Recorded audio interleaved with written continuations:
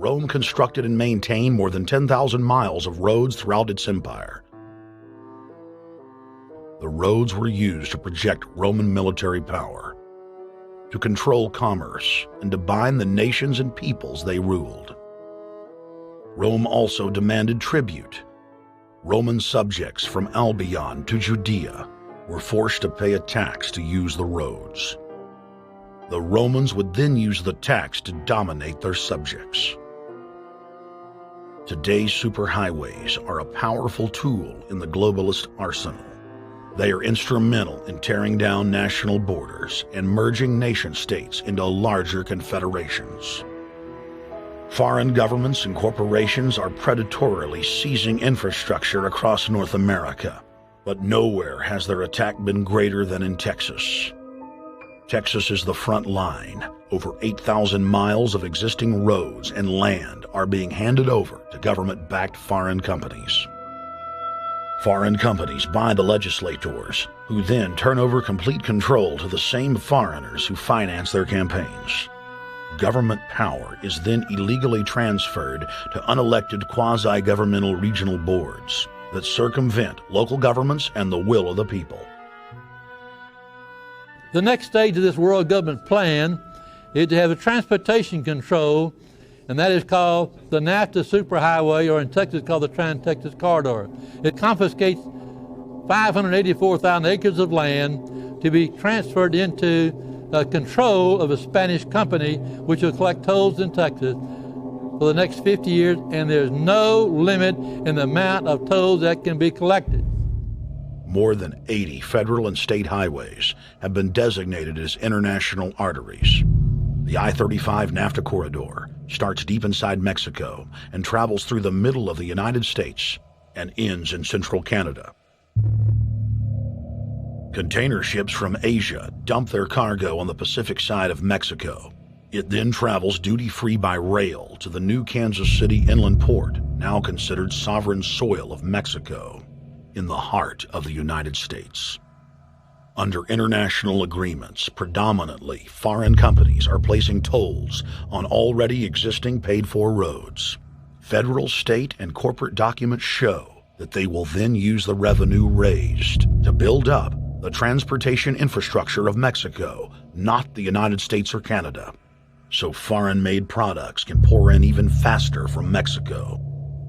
Revenues raised will also be used to fund the fledgling North American Union and its growing bureaucracy. Bottom line, they're using our own money to enslave us.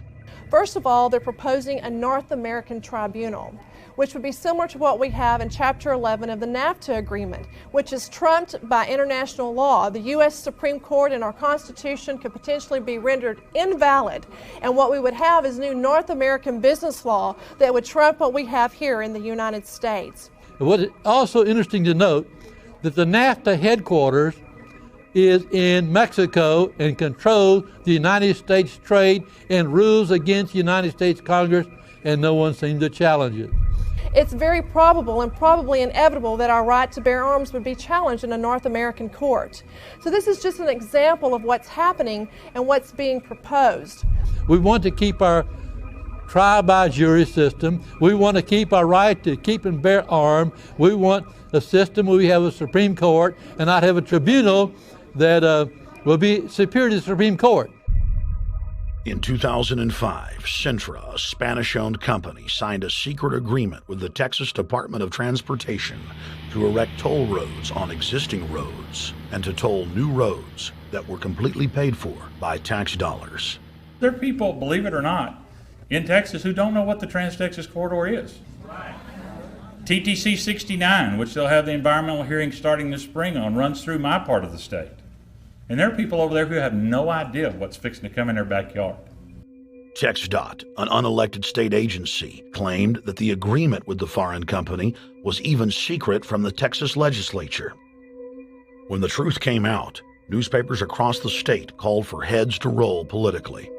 Centra's response was to have its Australian subsidiary make its first U.S. newspaper buy. Every newspaper they bought was along branches of the Trans-Texas Corridor and had been critical of the toll road plan. The cost of 40 or 50 newspapers is nothing compared to the profits that'll be made. Just Phase 1 alone of the state toll road plan is estimated to raise more than $200 billion in just the first 15 years.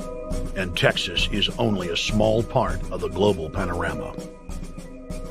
A combine of transnational companies is aggressively consolidating public finance infrastructure worldwide. And the same interests are erecting a world government according to their rules. A literal wonderland of corporate corruption, where governments simply act as vacuum cleaners, sucking up the wealth and resources of the middle class and transferring it to offshore bank accounts, leaving behind a cultural and economic wasteland of easily managed slaves. The whole purpose about the North American Free Trade Agreement is not about trade, it's about control. Control of people. CAFTA is even worse. Control of people. It's not about trade, it's subsidized trade with taxpayers' funds. This thing started here. And to save this country, we kill this damn thing here. To stop it here in Texas, we stop the new world order right here in Texas. Polls consistently show that over 90% of the people are against the NAFTA highway systems and its toll roads. As the people learned of the threat, they got angry and took action. Our ranch is part of the original Spanish land grant, and I would love to not have to give it back to Spain.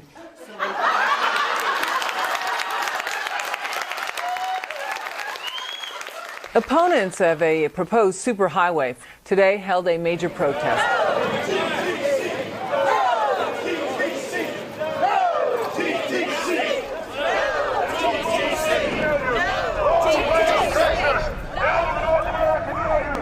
A majority of Texas counties have voted to resist the plan for a North American Union and have vowed to block the construction of its infrastructure.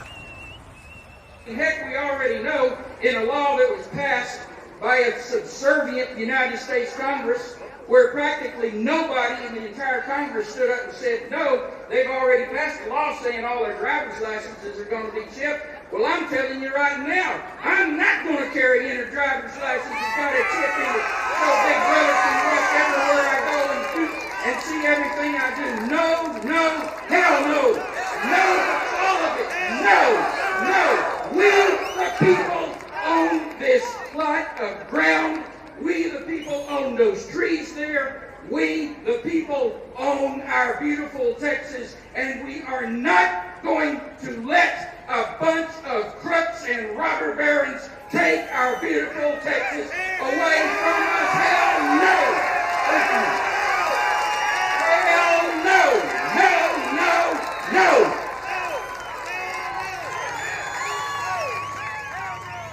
RFID tracker chips embedded in state inspection stickers and toll tags are already being used to track the population. The new system is also meant to control growth and steer development through so-called smart growth. Smart growth, which is nothing more than an effort to bring control into the cities. You have the rewilding of America and the Wildlands Project, the Convention on Biological Diversity, which is to control our rural population. Toll roads on interstate highways nationwide are walling off exit ramps to small towns and rural communities, and are creating ghost towns by design.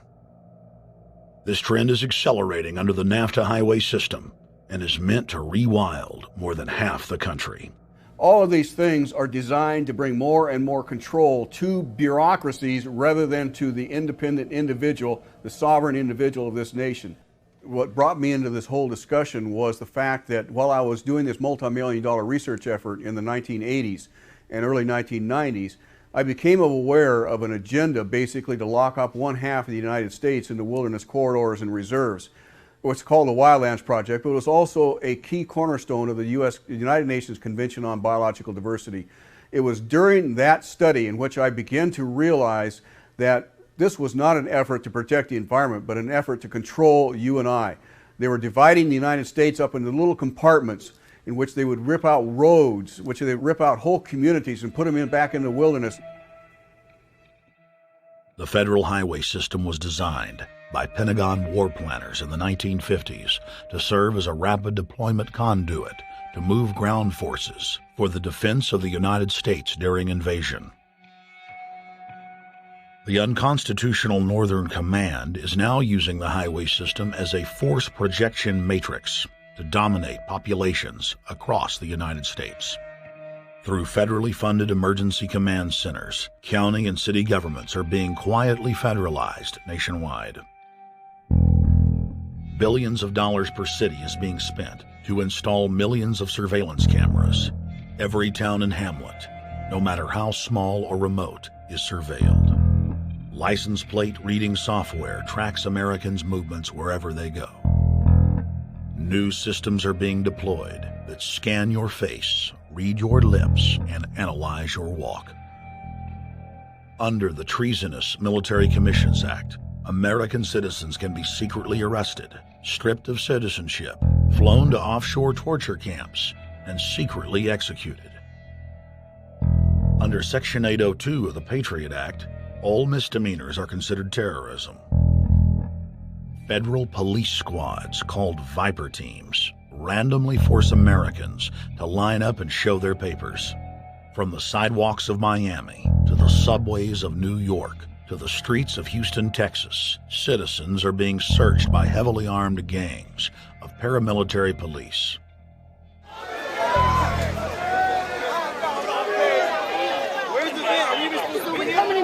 Come on, guys, come in. Yo, can you get that camera off of us, sir? Sir, can you get that camera? United States, First Amendment. All right, but you can get that camera. I'm saying get the camera out of my face. That's what I'm saying. You're on the streets of New York. So what does that mean? I'm saying get that camera out of my face. That's what I'm saying. It's a free country. Fuck wrong with It's a free country. Get this damn camera out of my face. Hey, this isn't Nazi Germany. There's no camera in your face. God. Hey, move to Russia, okay?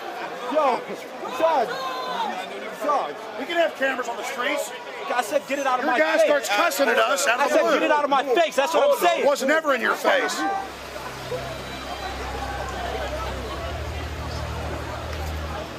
Yo. Long before 9/11, the Pentagon was aggressively violating the federal law that bars the military from policing the American people. Coast to coast, for more than 2 decades, teams of troops would just appear out of nowhere and randomly stop cars and search pedestrians. The acclamation accelerated with regular Army searching bags at the Super Bowl and the Kentucky Derby, as well as other high-profile events. Then President Bush signed a Defense Authorization Act, which radically increased the funding for the already bloated shadow government. In the act, the executive branch formally announced that it was preparing for domestic insurrection and went on to preemptively strip the state governors and legislatures of their powers. The federal government is openly announcing that it is the only authority as it treats the people and the states as enemies. Then on May 9th, 2007, President Bush unlawfully granted himself new powers, and the presidency officially became a fiat dictatorship. In the past, continuity of government has been shared by the legislative, judicial, and executive branches of government. Now, all power resides with the president. For the smallest of reasons, including, in the document's own text, any incident in the world, regardless of location, that affects population, infrastructure, environment, economy, or government functions can trigger, at the president's will, total martial law. It is important to add that the president is merely a puppet of the global crime syndicate and may not use the new powers, but simply pass them on for use by future puppet administrations.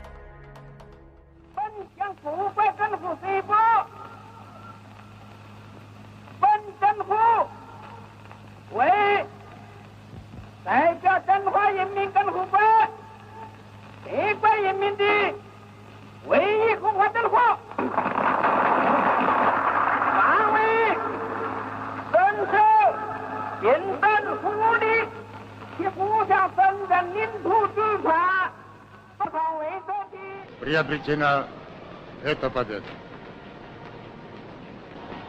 Не забывайте принесенных вами жертв. You must teach people to love their leader. This is the only most important.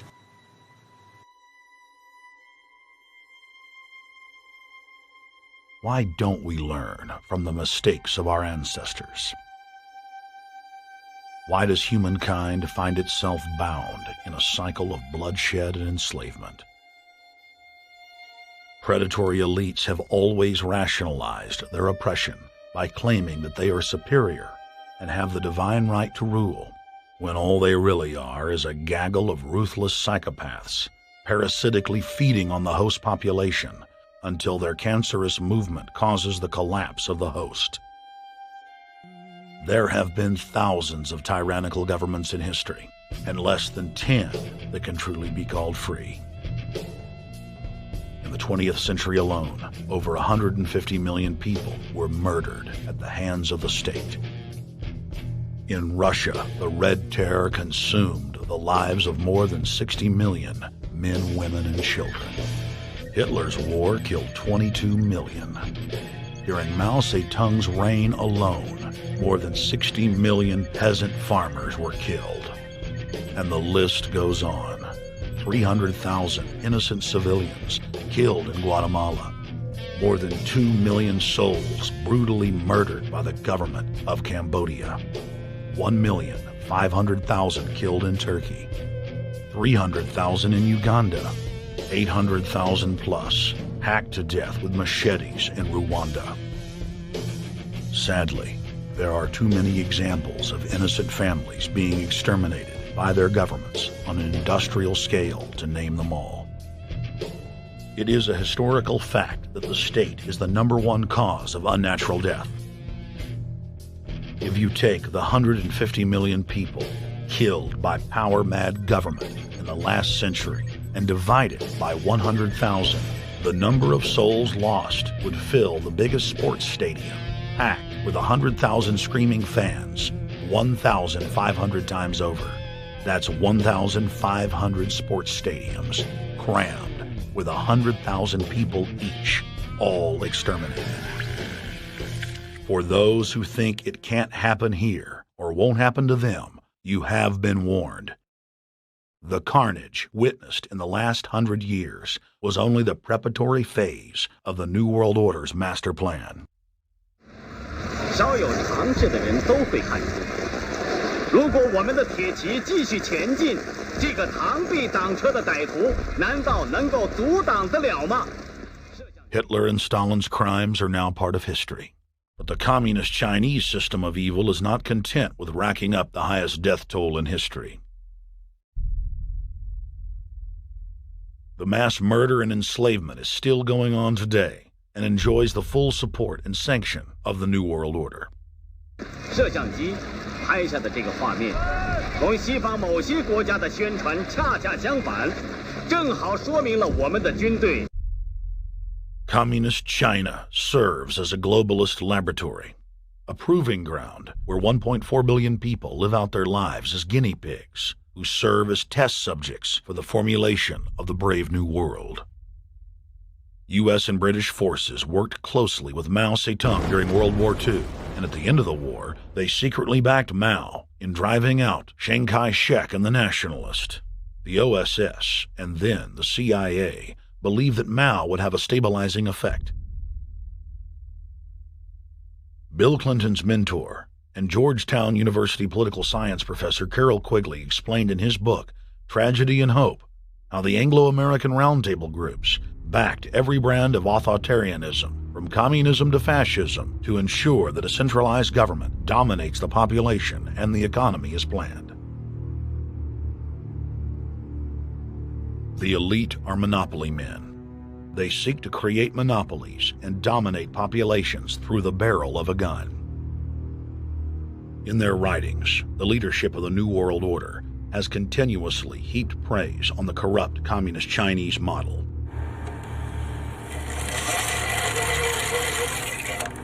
In August of 1973, in an article written by David Rockefeller for the New York Times, Rockefeller openly lauds and endorses Mao Zedong's actions, while celebrating their command and control system.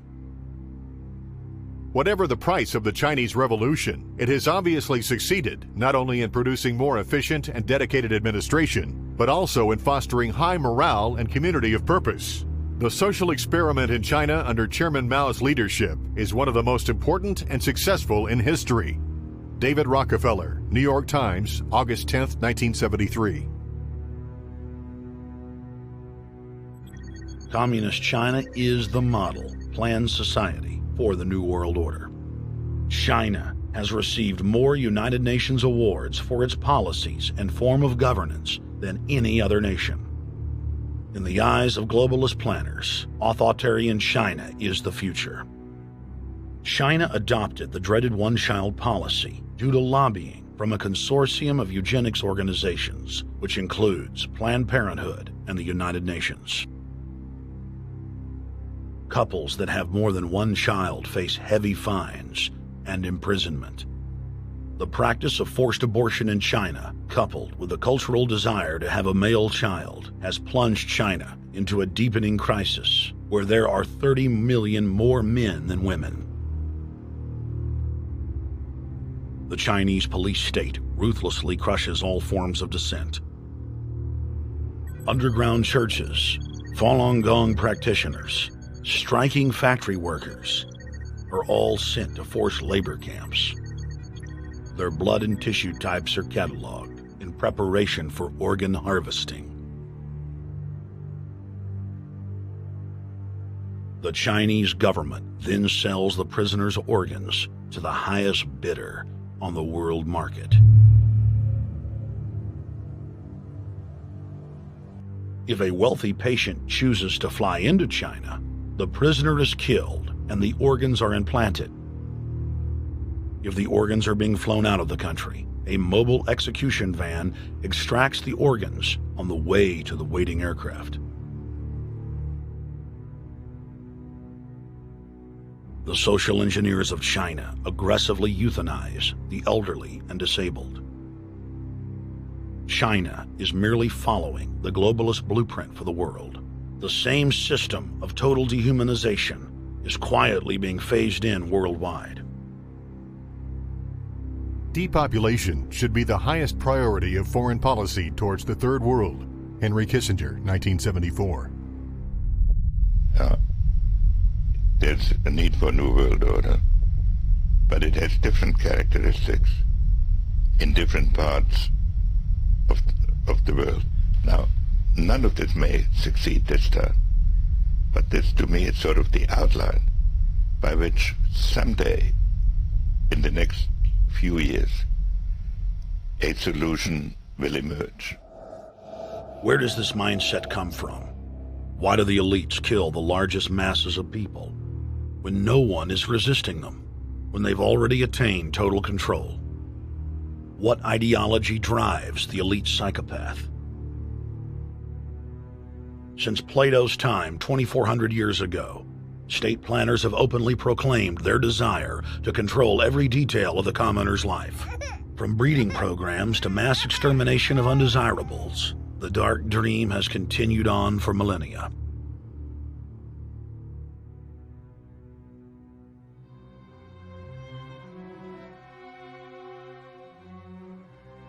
The scientific rationale for tyranny has always been attractive to elites because it creates a convenient excuse for treating their fellow man as lower than animals.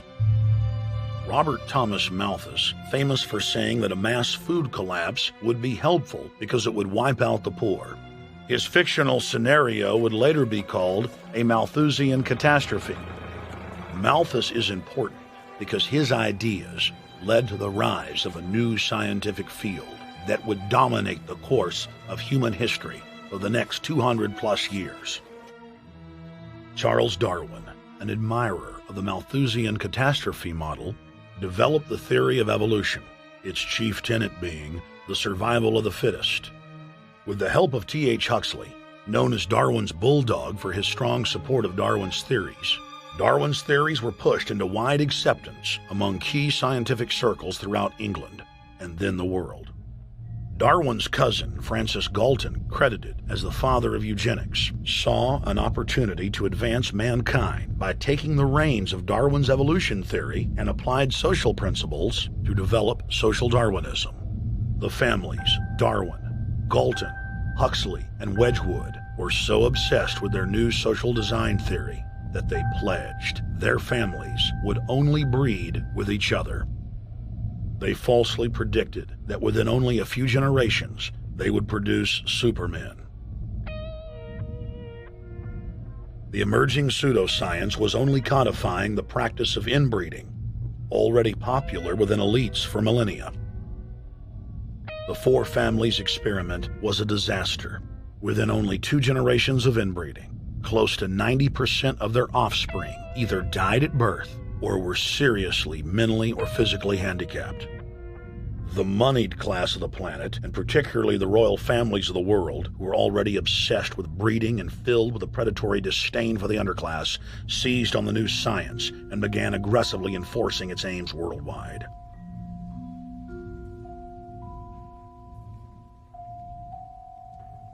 Biometrics appears to be a new science, but it was actually developed by Galton back in the 1870s as a way to track racial traits and genetic histories, and as a way to decide who would be licensed to breed.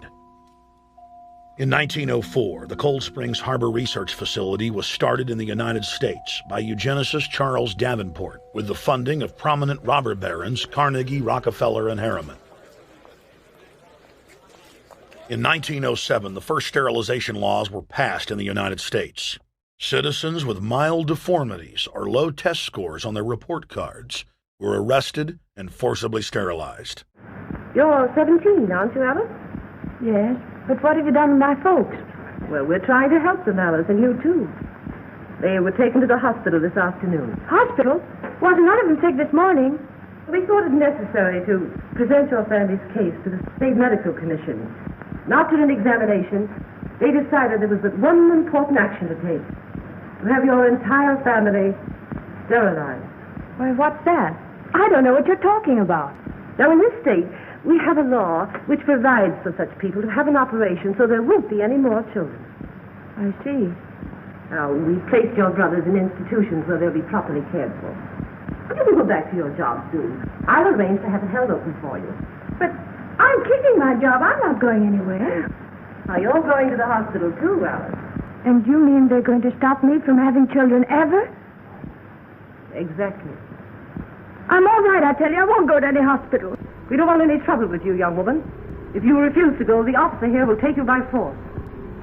In 1910, the U.S. Eugenics Record Office was set up. By then, the British had created the first network of social workers, expressly to serve as spies and enforcers of the eugenics race cult that was rapidly taking control of Western society. The social workers would decide who would have their children taken away, who would be sterilized, and in some cases, who would be quietly murdered.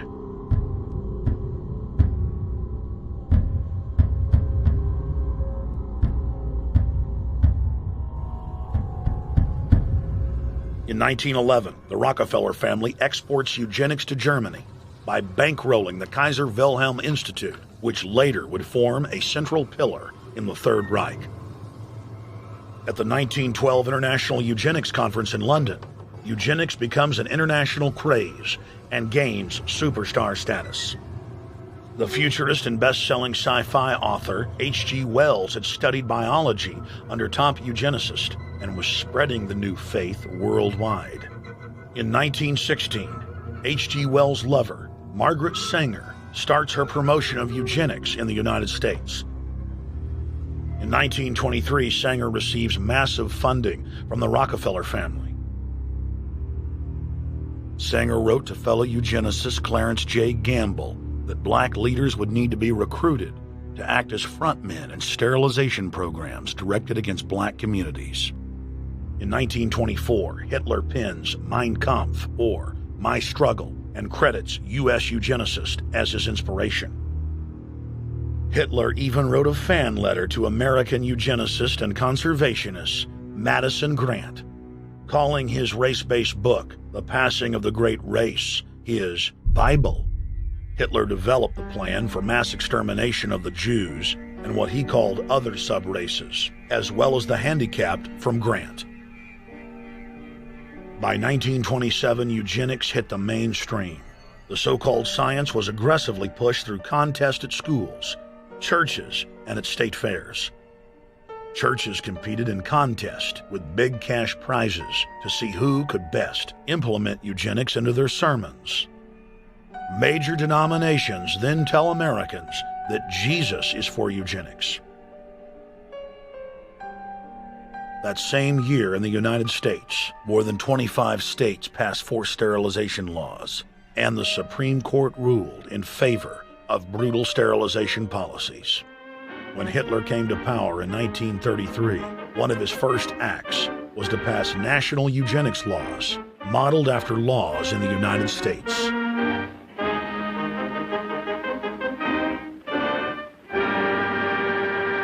The 1934 film Tomorrow's Children brought the eugenics agenda to the silver screen in the United States.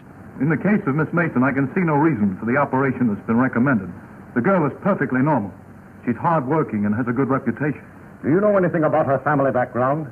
Oh, yes, Your Honor, I do. There are several other children, aren't there? Yes. What is their condition?